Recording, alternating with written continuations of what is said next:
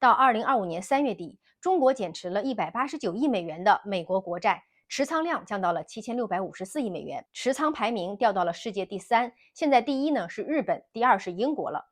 从2022年4月份开始，中国持有的美债规模呢就一直低于1万亿美元，整体处于减持的状态。中国自2011年持有美债高峰以来，累计减持超过了5000亿美元。最近几年减持动作加大了。中国为什么减持美债呢？第一是美债信用风险在攀升。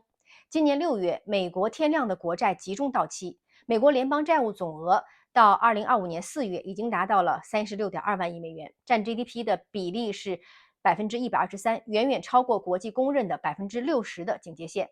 穆迪呢，把美国的主权评级最近也从3A 下调到了2A1，说它的利息支出连续2个月超过1000亿美元，而且到2035年，美国的债务比 GDP 的比率将达到134%。过去美国一直是靠借新债还旧债的方式来维持它的财务状况的。2025财年，它到期的债务达到6.5万亿美元，占总债务的1/3。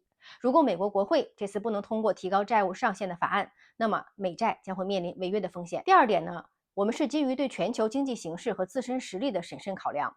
中国认为无需为了讨好美国而继续持有美债。你看日本啊，此前一直喊着拿美债做谈判的筹码，在2024年12月还曾经减持过273亿美元的美债，但是在此时却不得不选择站队美国，选择增持美债。今年3月，日本增持了49亿美元的美债，到达了1.13万亿美元，连续3个月增持。那如果日本和中国同时大规模的减持美债，对美国来说意味着什么？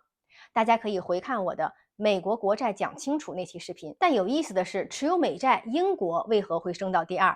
因为通常呀，只有顺差国才有能力买美债，而英国呢，大部分东西都是进口的。我搜了一下，前年英国商品逆差1250亿英镑，但是服务顺差有1500亿英镑，它也就是靠着金融、教育等产业。那英国每年除了购买大量的商品之外，还能剩250亿英镑。所以今年3月，英国增持了290亿美元的美债，到达了7793亿美元。同时呢，英国也是因为它脱欧之后，希望强化与美国的金融纽带，同时承接欧洲避险资金的缘故。抛美债的同时，中国央行还在不断的增持黄金。今年4月末，中国的黄金储备报7377万盎司。过去6个月，中国央行持有的黄金增长近100万盎司，差不多是31吨。